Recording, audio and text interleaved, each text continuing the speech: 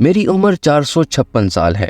میں ایک ڈیمن ہوں اور شیطان فرشتوں کا نبی ہوں, اور ہم کم از کم ترکی میں 15% لوگ شیطان کی پوجا کرنے والے بن جائیں گے. دوستو, یہ ہے ایف زبانی, اور انہوں نے بھی بہت ساری دوسری چیزوں کے علاوہ شیطان پرستوں کے گروپ کی قیادت کرتے ہوئے یہ دعویٰ کیا تھا, اور تبھی سے یہ انٹرنیٹ پر وائرل ہو گئے تھے. یہ اس قدر مقبول ہوئے کہ مسلمانوں کے خلاف شیطان پرستوں کی طرف سے بحث کرنے لگے اور اسلام کی تعلیمات کو کھلم کھلا چیلنج کرنے لگے, اور انہوں نے یہ بھی دعویٰ کیا کہ وہ انسانی دماغ کو بھی پڑھ سکتے ہیں, اور اس کا کام لوگوں کو شیطان کے راستے پر چلنے کے لیے قائل کرنا ہے. ان کی ظاہری شکل آسانی سے لوگوں کو ان کے بارے میں سوچنے پر مجبور کر دیتی ہے. 6 Haziran 2024'te Türkiye'nin %15'i satanist olacak. 3 sene önce rüyamda gördüm bunu. Efendi yardımcısının yardımcısıyla bunu bana belirtti. İnsani bedendeyim şu an. İnsan değilim aslında. 2 tane cinim var benim. 6/6/2024'te Türkiye'nin %15'i satanist olacak. Başkaldırı olacak, savaş çıkacak tekrardan. Ben ve lejyonlarım tarafından. Görevimi yapacağım, öleceğim. Bugün desen Gerçek yaşama başlayacağım. Benim dünyaya gönderme sebebim bu. İnsanların özgürce yaşayabilmesi. insanlar senden korkuyor mu? Evet, korkuyorlar. Genelde kadınlar, çocuklar, yaşlılar. Değişiyor yani. Hislerim çok kuvvetli. Sen mesela şu an ne düşündüğünü bilebilirim ben.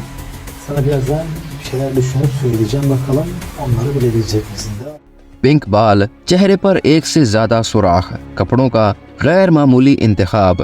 F زبانی کا یہ عام معمول تھا, لیکن بہت سے لوگ یہ نہیں جانتے تھے کہ ایف زبانی ایک ایسا لڑکا ہے جس کا ذہن بہت سارے سوالوں سے بھرا رہتا ہے, اور بہت کم لوگ ہی ایسے تھے جو کہ ان کے سوالوں کی پرواہ کرتے تھے.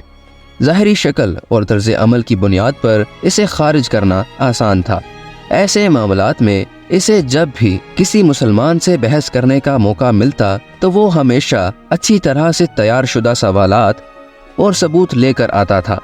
ایف زبانی پہلی بار 7 ماہ پہلے ترکیے میں ایک پوڈ کاسٹ انڈر گراؤنڈ پر دکھائی دیے تھے, جہاں انہوں نے پہلی بار اس طرح کا دعویٰ کیا تھا. 3 ماہ بعد چینل کے ہوسٹ نے ایفی کو پھر سے اپنی پوڈ کاسٹ میں انوائٹ کیا. اس بار انہوں نے اپنے سوالات کے جوابات ایک اسلامی عالم سے حاصل کیے. میزبان نے یہ بھی بتایا کہ وہ اپنی پچھلی ملاقات کے بعد سے ایف زبانی کے ساتھ مسلسل رابطے میں تھا. پوڈ کاسٹ میں کیا ہوا؟ کیا ایفی کو وہ سچائی ملی جس کی اسے شدت سے تلاش تھی؟ کیا وہ مسلمان بن گیا؟ اور یہ کیسے ہوا؟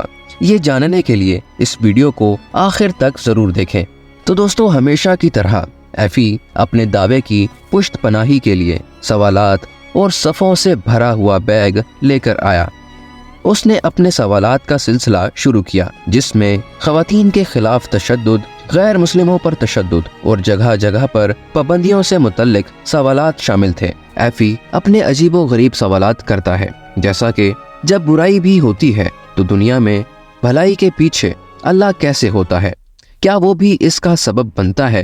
اور بہت سے ایسے سوالات تھے جن کے جوابات وہ ڈھونڈتا رہتا تھا. اس کے طرز عمل اور الفاظ کے انتخاب سے یہ نتیجہ اخذ کرنا آسان تھا کہ اگرچہ وہ مخالف دکھائی دے رہا ہے, لیکن اگر اسے جواب مل جائے تو وہ اسے قبول کرنے کے لیے بھی تیار ہے. اس نے ایک سے زیادہ بار یہ بھی کہا کہ مجھے مناؤ, مجھے سمجھاؤ, شاید میں مان جاؤں. انٹرویو کے دوران ایفی نے یہ اعتراف کیا کہ اس نے پہلے بھی ایک بار دعا کی تھی, اور جب اس نے ایسا کیا تھا تو اسے کافی سکون محسوس ہوا تھا. دراصل بچپن میں وہ ایک مسلمان ہی تھا, اور اس کی حوصلہ افزائی کے لیے میزبانوں نے اس کی حوصلہ افزائی کی کہ اس کے سوالات غلط نہیں ہیں, اور اسے ان سوالات کے جوابات کے لیے مزید سوالات کرتے رہنا چاہیے, اور ایسا وہ اسلام کا مطالعہ کرتے ہوئے بھی کر سکتا ہے.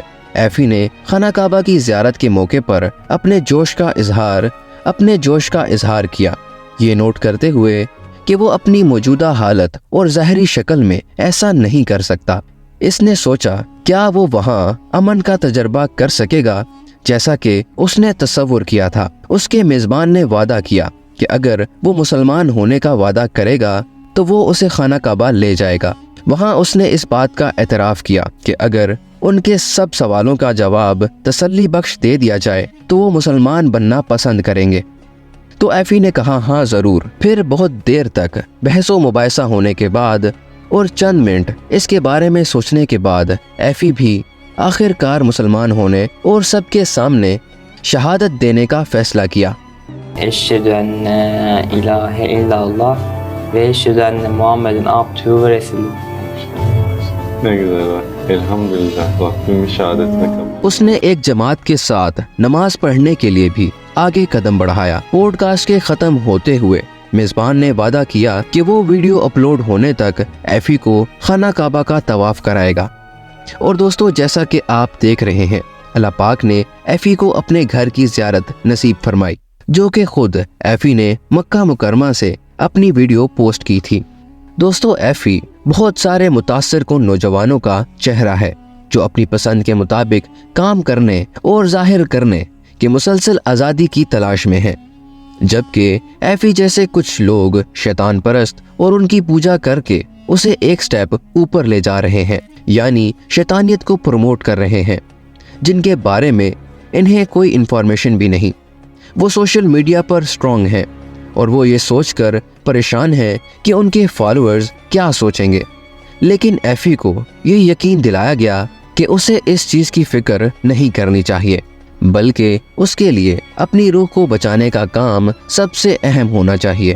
دوستو، اس نے اس وقت تک اسلام قبول نہیں کیا جب تک وہ پوڈ کاسٹ میں نہیں آیا، اور پہلی اور دوسری پیشی سے اسے جو وضاحت ملی وہ اس سے یقین دلانے کے لیے کافی تھی کہ وہ اتنے عرصے سے کھویا ہوا تھا، اور اس نے خوشی خوشی اللہ کی طرف جانے والا راستہ تلاش کر لیا ہے۔ ان کی یہ تبدیلی ان لوگوں کے لیے راہ ہدایت ہو سکتی ہے جنہوں نے ان کے جیسا راستہ اختیار کر رکھا ہے۔ انہیں اپنے قدم واپس لینے اور اللہ کو تلاش کرنے کی ضرورت ہے، جیسا کہ ایفی نے کیا۔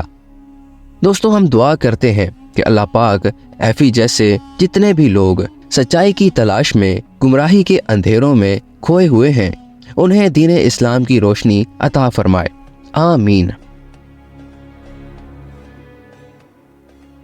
Eşhedü enne ilahe illallah ve eşhedü enne Muhammeden abdühü ve resulü. Ne güzel bak. Elhamdülillah. Rabbimin şehadetine kabul.